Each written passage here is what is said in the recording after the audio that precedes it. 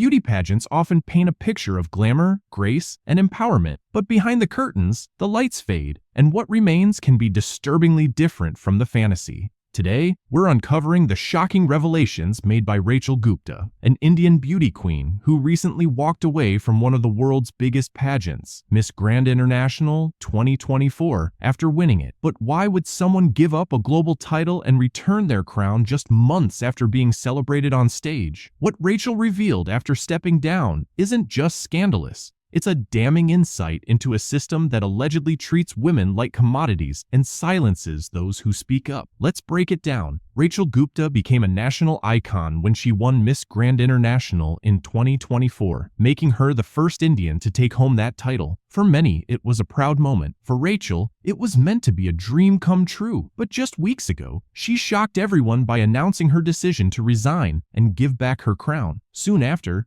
she posted a series of detailed videos explaining why, and they pulled the curtains back on a world few ever get to see. According to Rachel, right after the crowning ceremony, contestants, some still in their gowns and makeup, are rushed from the stage to a private room backstage. There, without rest or legal guidance, they're handed contracts by the MGI team. These documents aren't suggestions, they're ultimatums. Sign immediately or walk away from your title. Rachel recalled feeling uneasy. The contract was heavily one-sided, favoring the organization. And when she asked to consult a lawyer or make edits, she was reportedly told by the vice president, Teresa, sign it as it is or step down. Rachel knew the world was watching. India had just made history. Backing out meant carrying the burden of disappointing an entire nation, so she signed. But that contract would soon become the source of endless exploitation. Once the crown was hers, Rachel was expected to move to Thailand, the headquarters of Miss Grand International, but the life she imagined was far from what she received. The accommodation provided was in a remote location,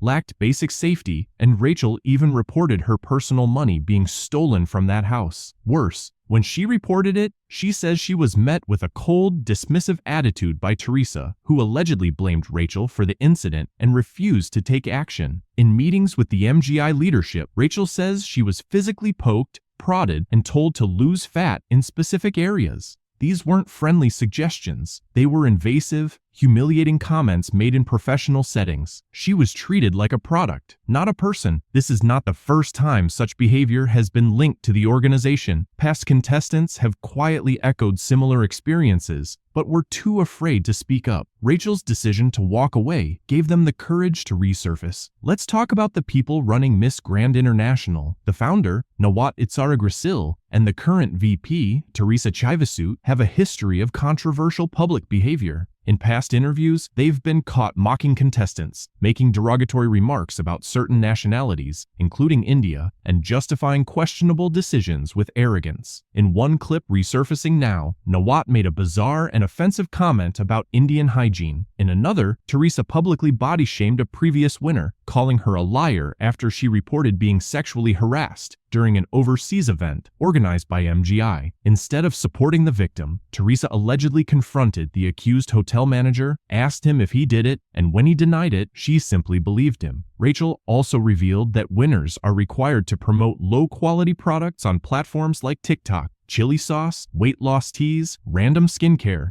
Even if the products don't align with their image, they have no choice. Refusal means risking dethronement. Worse, the prize money promised to winners isn't handed over as a lump sum. Instead, they're put on a monthly stipend controlled by the organization, money Rachel says she didn't always receive on time. This left her financially stranded in Thailand, dependent on her parents to cover living expenses. And if you're wondering why she didn't just take on other work to support herself, her contract prevented that too. She couldn't partner with anyone, take freelance gigs, or even collaborate with brands unless MGI approved it. It was total control. After Rachel exposed all this, Nawat retaliated online. He began posting screenshots of private emails, mocking her requests for fair pay, and accusing her of trying to act like a boss. He leaked photos of Rachel before and after shots, implying she had undergone plastic surgery. Then, in a disturbing twist, he uploaded a passport image, attempting to claim Rachel had lied about her age. That image included a real phone number, except it wasn't Rachel's. The number belonged to an innocent woman who began receiving endless calls and harassment, forcing her to post a public message demanding Nawat take it down. And then came more allegations. He claimed Rachel's mother and sister tried to get free surgeries using her title. In reality, they had entered a brand collaboration with a Korean hospital, something MGI has done themselves in the past. So why twist it?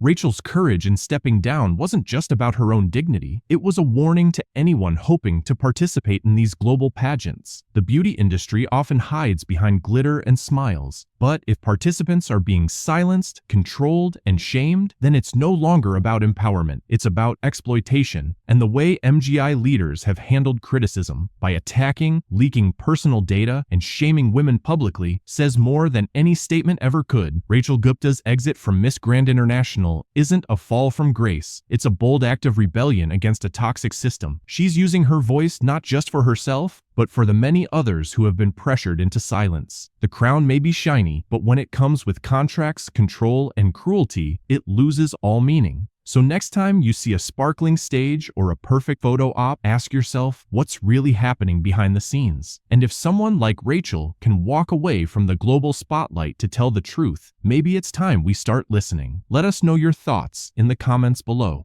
Do you think Rachel did the right thing? Thanks for watching. Stay informed. Stay aware.